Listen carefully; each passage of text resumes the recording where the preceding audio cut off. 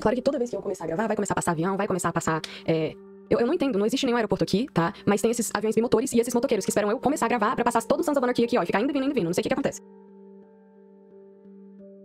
Quantas vezes já ouvimos uma história digna de cinema e enquanto alguns acham que esse relato é real, outros mais céticos acham que tudo não passa de história pra boi dormir. Eu sou a Jéssica Zanetti e esse é o Espíritos do Além, que trata de assuntos insólitos, misteriosos e sobrenaturais, sempre nessa ordem. Venha comigo porque hoje eu contarei mais um relato em inglês de terror que trata de uma história assustadora.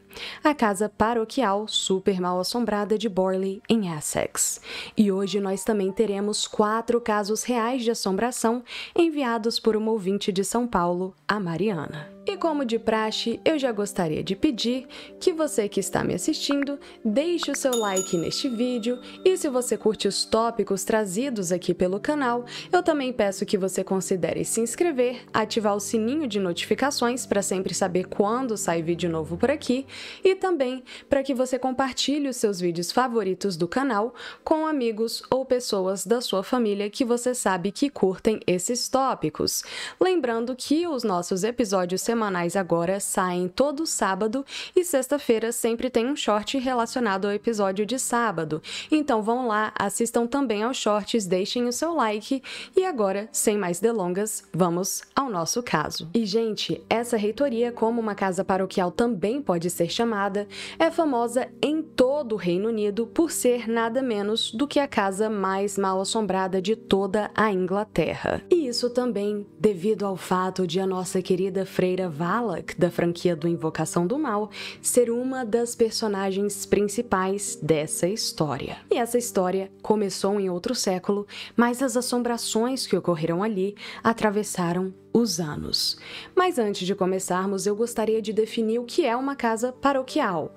E bem, ao contrário do que muitos acreditam, professores não moram em escolas e párocos não moram em igrejas. Então, uma reitoria ou casa paroquial é justamente a casa na qual um pároco ou clérigo equivalente habita. Não. Na vila de Borley, no sudeste da Inglaterra, uma casa paroquial foi construída pela família do clérigo Harry Dawson Ellis Bull, no ano de 1862. Com o intuito de abrigar o clérigo e sua congregação quando necessário, lembrando que a Igreja Católica, principalmente nos séculos passados, mas eu acho que até hoje em dia, oferecia asilo aos necessitados, a construção dessa igreja teve como principal função substituir a antiga residência paroquial que jazia ali, mas que havia sido destruída por um incêndio em 1841. E os rumores diziam que a vila de Borley costumava abrigar um antigo monastério, pelo menos desde o século XIV. Mas uma lenda em especial chamava a atenção de todos da redondeza. Diziam as más línguas que em algum ponto da história do monastério, um monge que morava ali começou a ter um relacionamento romântico com uma freira de um convento da vila. O relacionamento deles durou anos, mas eventualmente os dois foram descobertos e trazidos então ao monastério para serem punidos. Foi decidido que o monge seria enforcado ali mesmo, perante todos do monastério, enquanto a freira foi enterrada viva dentro da parede da reitoria, que séculos mais tarde foi destruída pelo incêndio. Por anos, nada aconteceu na casa paroquial. Porém, assim que a família Bull reconstruiu a residência e se mudou para lá, algo maligno foi ressuscitado. O Henry em si tinha o título de reverendo, e isso não foi muito bem explicado, porque na Inglaterra as pessoas já devem ter esse entendimento cultural, Mas justamente considerando que a gente tá falando da Inglaterra, eu imagino que ele seja um clérigo da igreja anglicana. E agora fiquem com o momento história. Basicamente, para quem não se lembra, o rei Henrique VIII fundou a igreja anglicana em 1534, quando o Papa se recusou a lhe conceder um divórcio da princesa espanhola Catarina de Aragão, com quem o Henrique VIII era casado, Isso foi uma jogada plenamente política do ponto de vista do Papa, porque a Espanha era o país que estava basicamente financiando a Igreja Católica naquela época.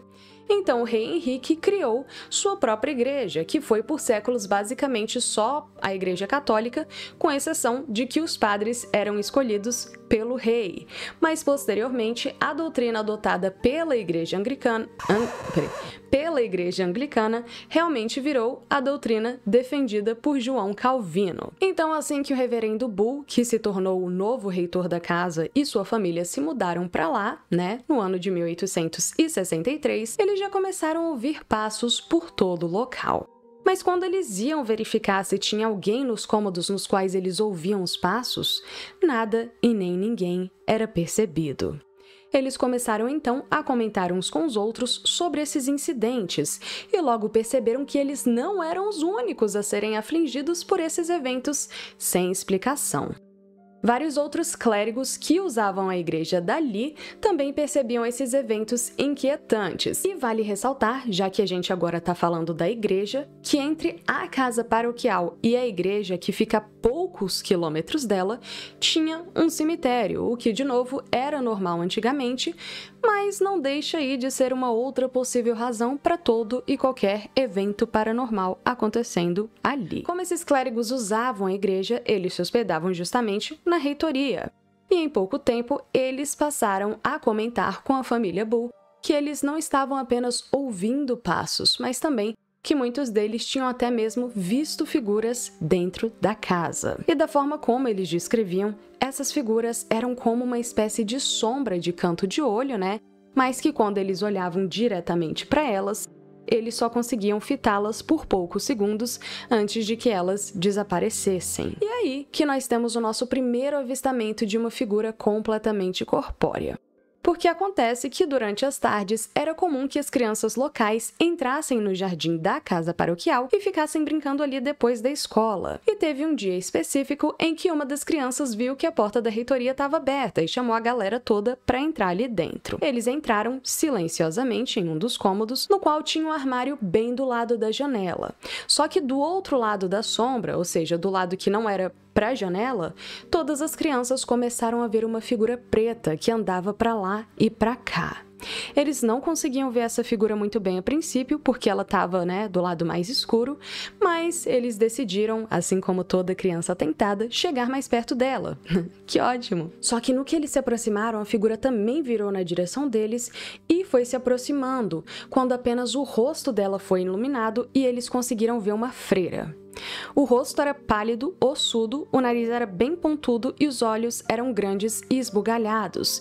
Nisso, uma das crianças apontou para o chão onde a freira estava e gritou que ela não tinha pé e ela realmente estava flutuando na direção deles. Quando todo mundo viu isso, as crianças todas começaram a gritar e o reverendo Bull entrou no cômodo. Na mesma hora, a figura desapareceu. As crianças então narraram todo o evento que tinha acabado de acontecer para ele e o reitor tentou acalmá-las e falar que fantasmas não existiam, Mas óbvio que aquelas crianças sabiam que elas tinham acabado de ver.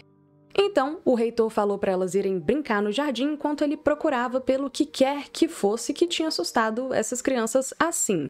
Mas claro que ele não encontrou nada.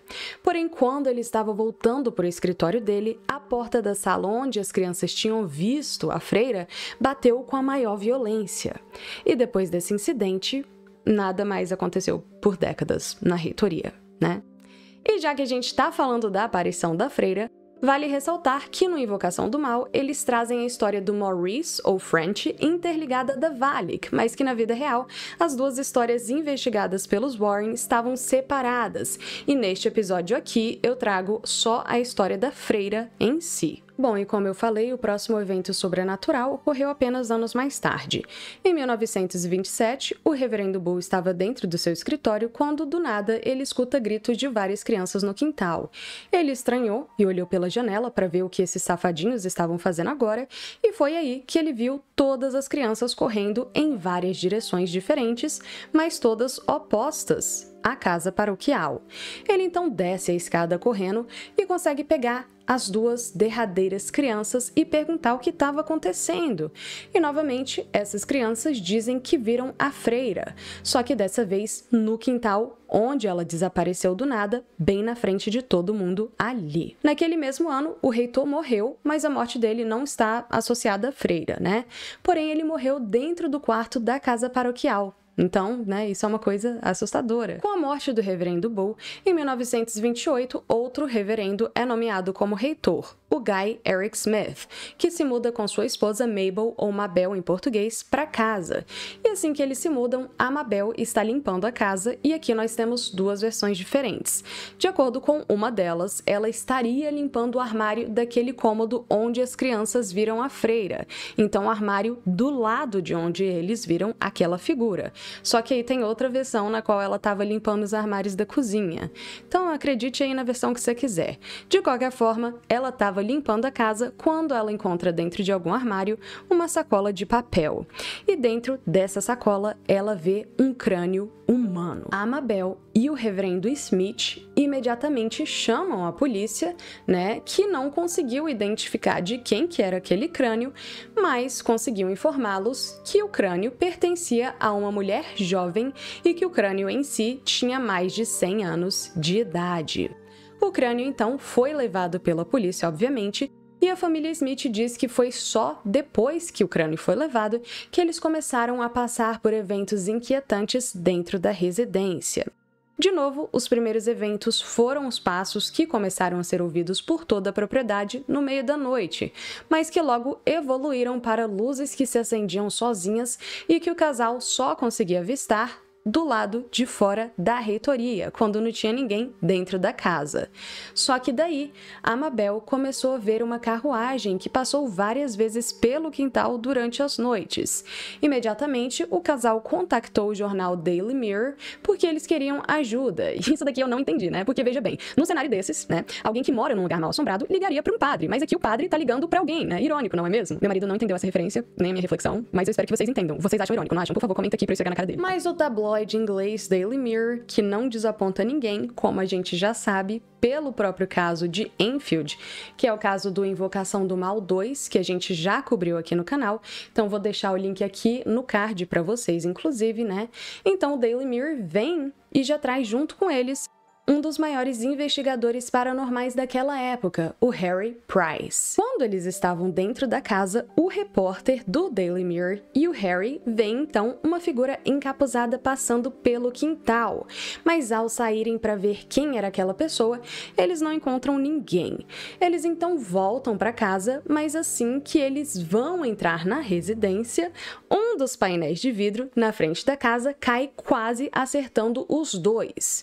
Mas se vocês acham que essa assombração acaba por aí, não acaba, porque quando os dois sobem para o segundo andar para investigar o que tinha acontecido com o painel de vidro, um vaso que estava ali em uma mesinha perto dos dois voa e quase acerta a cabeça do repórter. Por um ano, essa atividade poltergeist persiste diariamente, ao contrário de quando os Bulls moravam ali. Então, um ano mais tarde, o reverendo Smith e a Mabel já não aguentavam mais. Então, o reverendo pede para ser transferido para outra comarca.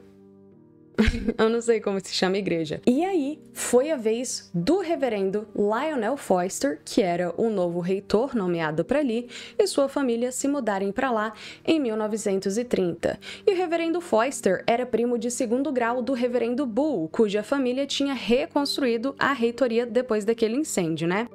E foi aí que o que quer que fosse aquela entidade ou entidades dentro da casa começaram a fazer mais do que apenas observar os moradores e atacar os visitantes, porque a esposa do reverendo Foster foi uma das maiores vítimas nessa história toda. Os eventos, que nunca tinham parado, só pioraram e logo nos primeiros dias, a Marianne Foster, a esposa do reverendo, já foi atacada por uma mão, que nem a coisa do família Adams. E aqui eu tenho que colocar essa foto da família Foster pra vocês, porque eles estão parecendo muito a família Addams, né? E essa mão não tentou derrubar a Mary Ann de nenhuma escada ou coisa assim, não.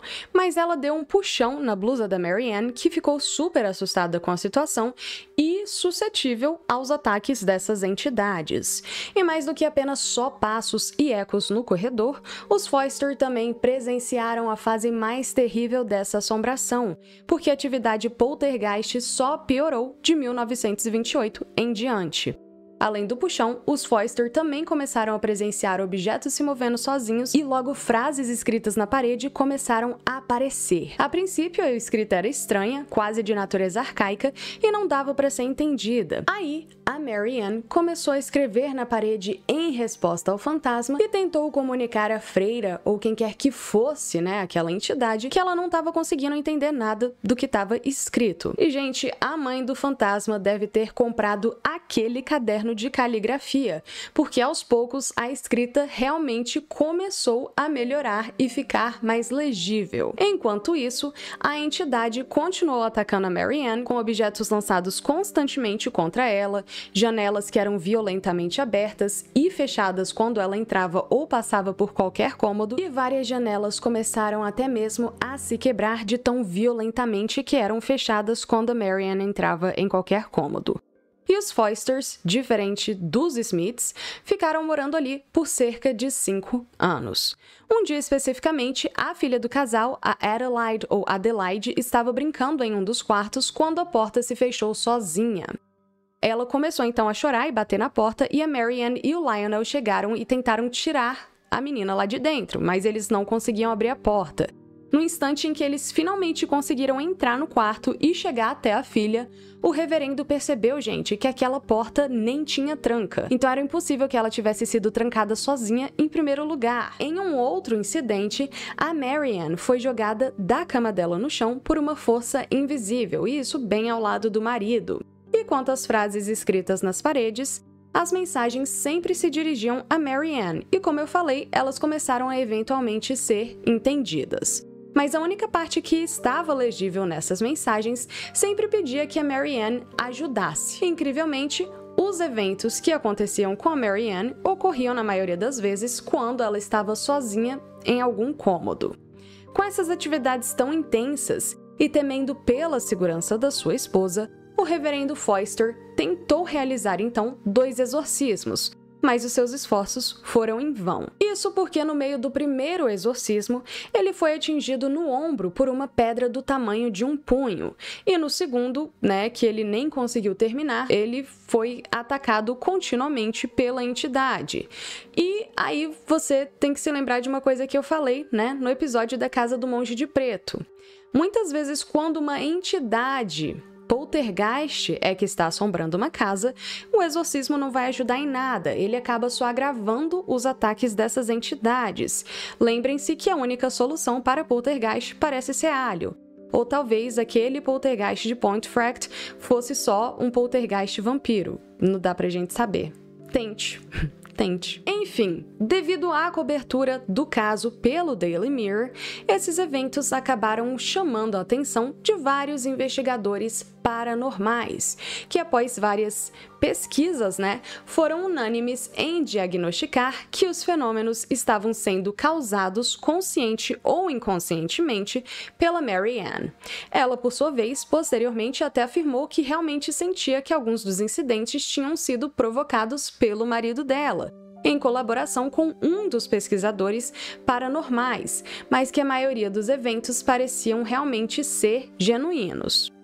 Mas foi aí, gente, que a Mary Ann soltou uma bomba, porque mais tarde ela admitiu que estava tendo um caso extraconjugal com um inquilino que os Foisters admitiram na casa, para ajudar com o custo da manutenção da residência. E ela falou ainda, que ela realmente exagerou alguns dos aspectos da assombração para poder encobrir os seus encontros românticos, o que levou muita gente, inclusive, a teorizar que a Mary Ann estava sendo a mais afetada da família, porque assim como a freira que teve o caso com o monge, ela estava cometendo um adultério e era um pecado contra Deus. E já que eu mencionei a lenda da freira aqui de novo, eu só vou colocar um adendo.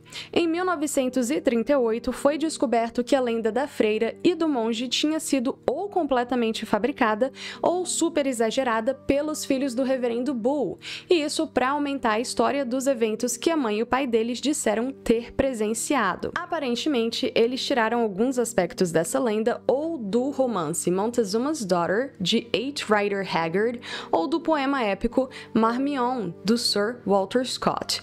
E os filhos do reverendo Bull dizem que eles mesmos nunca viram nada naquela casa, porém, vale lembrar que quando eles se mudaram para lá, eles eram bem pequenos e que os episódios só aconteceram algumas vezes antes de se cessarem completamente e só voltarem a acontecer em 1927. E lembra que eu falei que vários pesquisadores paranormais vieram para conferir as atividades ali na reitoria? Então, o próprio Harry Price voltou a investigar a residência quando o reverendo Foster mandou um caderno para ele, repleto de todas as atividades que ele e a família tinham presenciado ali na casa. Inclusive, tinha algumas fotos de sombras dentro da casa, o que acabou aguçando a curiosidade do Harry. Inclusive, depois que a família Foster se mudou da casa paroquial em 1935, e porque, a igreja encontrou tremenda dificuldade em substituí-los, já que todo mundo estava sabendo das assombrações, o próprio Harry alugou a casa por um ano desde 1937 e ficou morando ali com uma equipe de investigadores estagiários.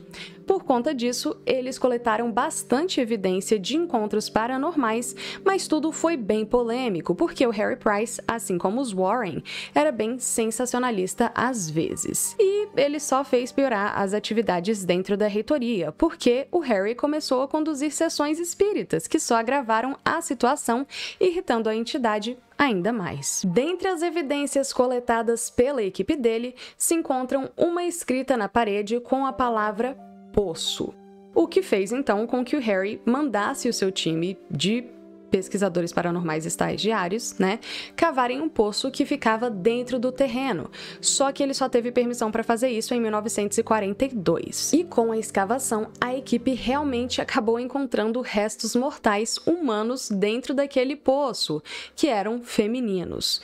Eles até chegaram a teorizar que aqueles só poderiam ser os restos mortais da freira. E falando da própria, realmente aquelas aparições da freira tinham acontecido e mais do que isso, vários médiuns que apareceram na casa nessa época viram a freira também e uma delas até chegou a fazer contato com a própria, e isso ainda em 1937, então antes deles cavarem o poço. Nesse contato, a freira teria dito para essa médium que se chamava Marie Larie e que teria deixado a França e a vida religiosa para se casar com um membro da família Walgrove. E a família Walgrove era a proprietária daquelas terras antes de os Bulls comprarem a reitoria e a reconstruírem, Essa freira também teria dito que ela foi morta na propriedade e que achava que o corpo dela tinha sido enterrado em uma espécie de adega de tijolo ou em um poço. Agora faz sentido, a teoria de o corpo encontrado no poço ser da freira, não é mesmo? Só que além de tudo isso, essa freira também falou para médium, que era ela quem escrevia as mensagens na parede para Mary Ann, o que fazia sentido, porque realmente uma das mensagens que era legível dizia: "Por favor, Mary Ann, me ajude a sair." E essa mesma médium acabou sendo super útil, porque ela também conseguiu contactar um segundo espírito preso na reitoria, que se identificou como Sunex Amuris. Esse devia ser primo do Imhotep, não? Mas enfim, o Sunex acabou falando para médium que a reitoria seria destruída novamente por um outro incêndio. Um ano mais tarde, o novo dono da agora ex-casa paroquial, o capitão W.H. Gregson, acidentalmente derrubou óleo de lamparina no chão e causou um incêndio gigantesco na propriedade mais uma vez. Durante o incêndio, a vizinha de uma casa bem próxima alega ter visto no segundo andar da residência a figura de uma freira na janela. A casa eventualmente foi meio que abandonada em 44, já que ninguém queria comprá-la para reformá-la ou reconstruir a casa paroquial novamente, e ficou por isso mesmo. Mas as atividades atividades persistiram e ainda persistem até hoje. Só que agora na igreja, onde muitas pessoas até já viram a freira. Eventualmente, os próprios Warren acabaram ouvindo sobre esses relatos e decidiram ir até lá investigar. Eles foram só na igreja, até porque a reitoria já estava completamente destruída, mas lá eles realmente presenciaram uma energia muito pesada. E já de cara, a Lorraine viu a freira. Só que ela ficou tão assustada com aquela presença que ela continuou extremamente abalada por anos. O Ed sentiu um calafrio na espinha assim que eles entraram na igreja, mas diferente da Lorraine, ele só conseguia ouvir coisas, dentre as quais sussurros que pareciam vir de ao redor do casal, crianças que pareciam correr e rir e outras vezes gritarem. E essa energia era realmente muito pesada, até ele estava sentindo, e ele não é médium, né? Como se realmente algo quisesse afetá-los. A Lorraine disse que as áreas que circundavam a igreja, e a própria igreja, eram um portal para o além, e que por isso tinha uma presença muito maligna ali dentro. Só que uma coisa que aparece nos filmes do Invocação do Mal, e que realmente aconteceu na vida real, foi que anos depois de irem para Borley, a Lorraine estava em casa, lendo um livro, quando ela começou a sentir uma presença super pesada, mas familiar. Quando ela olhou para frente, ela viu como se fosse uma espécie de sombra muito espessa e um vórtex ao mesmo tempo entrando na sala onde ela estava. No mesmo momento, ela repreendeu aquela figura e mandou ela voltar para o lugar de onde ela tinha saído. E na mesma hora, a coisa desapareceu. A Lorraine disse que realmente ela achou que aquilo era a freira, E que ela ainda estava atrelada a Lorraine. E com certeza, a gente pode dizer, que essa freira da casa paroquial de Borley deixou sua presença em todos que um dia chegaram a vê-la. Mas hoje, eu gostaria também de compartilhar os relatos de uma ouvinte, a Mariana, da Zona Sul de São Paulo, que se amarra tanto em um caso sobrenatural que já decidiu aqui trazer logo 4 de uma vez só. Mariana, muito obrigada pela sua audiência e pelos relatos que são super assustadores. E agora, vamos aos seus casos. O primeiro relato aconteceu quando a Mariana tinha 5 anos e morava em um prédio por volta de 2008. O apartamento era pequeno e sua cama era bem baixa e ficava ao lado da cama dos pais, que era bem mais alta. Então, a cama dela dava exatamente para debaixo da cama dos pais. Certa noite, lá estava Mariana, pronta para dormir, deitada em sua cama, virada para o lado da porta, quando ela colocou sua chupeta e fechou os olhos. Mas teve um pensamento inquietante. E se ela se virasse para o lado da cama dos pais e algo pegasse a sua chupeta? Mesmo com esse temor, a Mariana se virou, e no que ela se vira, acontece exatamente o que ela mais temia. Algo realmente pega a chupeta dela e sai correndo. A Mariana não conseguiu ver o que tinha pegado a sua chupeta, mas naquele momento o pai dela se levanta da cama, pega um chinelo e vai atrás do que quer que fosse aquilo. A coisa se escondeu no canto do quarto, entre o guarda-roupa e a parede. E um outro detalhe que a Mariana também trouxe é que esse guarda-roupa especificamente fazia uma sombra estranha no chão do quarto que lembrava algo tipo um P, com a parte redonda, mais achatada. E essa sombra sempre causava muito medo na Mariana. Mas ela nunca tinha visto nenhuma daquelas figuras de sombra ali nesse apartamento, nem nada disso. Enfim, aquela criatura se escondeu ao lado do guarda-roupa e o pai da Mariana deu uma chinelada na coisa, recuperou a chupeta e devolveu a filha. A Mariana não perguntou o que era aquela criatura, porque o sono foi mais forte do que ela, e todos voltaram a dormir. Normal, né, Mariana? Isso acontece no seu dia a dia com muita frequência? Aparentemente sim. Tadinha da Mariana. Mariana, rezem pela Mariana. Mariana, eu vou rezar por você. Ela também disse que não sabe se aquilo foi um sonho ou não. Só que essa é uma das memórias de infância dela mais vívidas e claras que ela tem até hoje. E nada mais de estranho aconteceu antes ou depois naquele apartamento. Mas até hoje, essa memória permanece viva e clara na mente da nossa ouvinte. Já o segundo relato ocorreu em outro prédio quando a Mariana tinha cerca de 8 anos, então por volta de 2011. E uma coisa que eu reparei só quando eu estava escrevendo o roteiro deste episódio aqui é que os 2 primeiros relatos da Mariana envolvem uma cama. Mariana, benza a sua cama, tá? Porque eu tô aqui com medo por você. Mas sim, nesse segundo apartamento, a cama da Mariana tinha uma abertura na parte de baixo da cabeceira. E em uma noite, enquanto ela tentava dormir, por algum motivo, ela teve outro pensamento intrusivo e decidiu colocar a mão e a metade do braço dentro daquela abertura. No que ela colocou a mão, alguma coisa segurou a mão dela e tentou puxá-la, mas não conseguiu. Graças a Deus. Graças a Deus, aleluia. Desesperada, a Mariana começou a gritar, chamando pela mãe dela, que correu até o quarto. E assim que a mãe da Mariana entrou, a coisa soltou a mão da menina, que explicou tudo o que tinha acontecido à sua mãe. Provavelmente para não assustar a Mariana, e isso penso eu, Jéssica, deixando aqui bem claro, a mãe dela disse que não era nada, que provavelmente era só um pesadelo, né?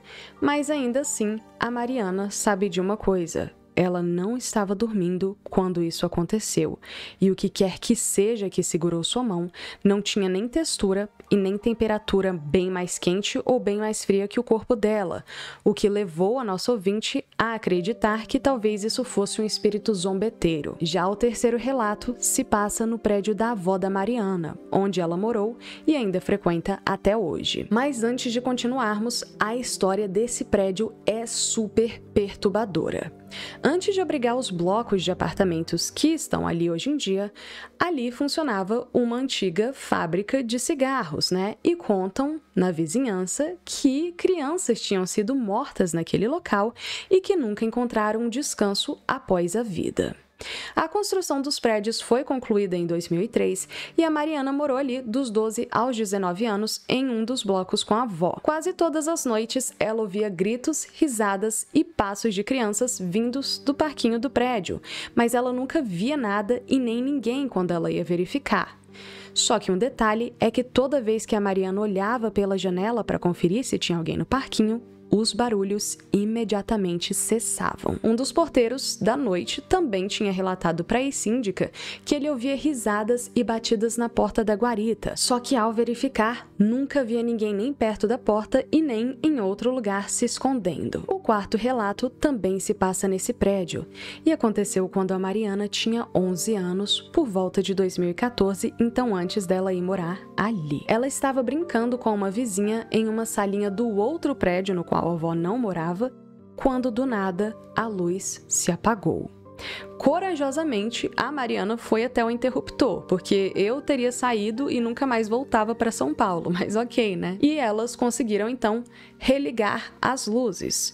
Mas logo em seguida, a luz apagou de novo. E nem ela e nem a vizinha tinham esbarrado no interruptor e não tinha mais ninguém ali com elas. Ainda no bloco do incidente da luz especificamente, havia ocorrido várias mortes que tinham sido abafadas pelos moradores, exceto por 3, que haviam sido cometidas pelas próprias pessoas que faleceram, se é que me entendem, né? Então, assim, a história dos 2 prédios é bastante sombria. Será que talvez isso foi o que precipitou esses eventos paranormais no condomínio da avó da Mariana? Olha, eu não sei, mas essas histórias são super assustadoras, né? Quer dizer, todas as histórias que a Mariana trouxe aqui pra gente hoje. Inclusive, de novo, muito obrigada, Mariana, pelos seus relatos e espero e rezo que esses sejam os únicos relatos paranormais que aconteçam na sua vida, né? Porque eles são bem pesadinhos, mas ok. Mas e vocês? Acreditam na história da casa paroquial mais mal assombrada de todas? Qual foi a parte mais assustadora ou inacreditável, na sua opinião? Deixa aqui nos comentários. E, se você tiver algum relato sobrenatural ou história de lenda urbana da sua cidade ou região que gostariam de compartilhar, assim como a nossa ouvinte a Mariana, vocês podem enviar um e-mail ou uma mensagem pelo Instagram, que estão sempre nas descrições dos vídeos, e poderão ter sua história ou lenda contadas aqui. Bem, eu já vou pedir de novo para vocês deixarem aquele like aqui no vídeo, se inscreverem no canal, ativarem o sininho de notificações e compartilharem os seus vídeos favoritos com amigos que curtam esses tópicos. Muito obrigada por me fazerem companhia até agora e até a semana que vem. Mas antes, lembrem-se, Se estiverem na Inglaterra ou em São Paulo, fiquem longe das casas paroquiais e da Zona Sul, porque nunca se sabe quando veremos a próxima freira.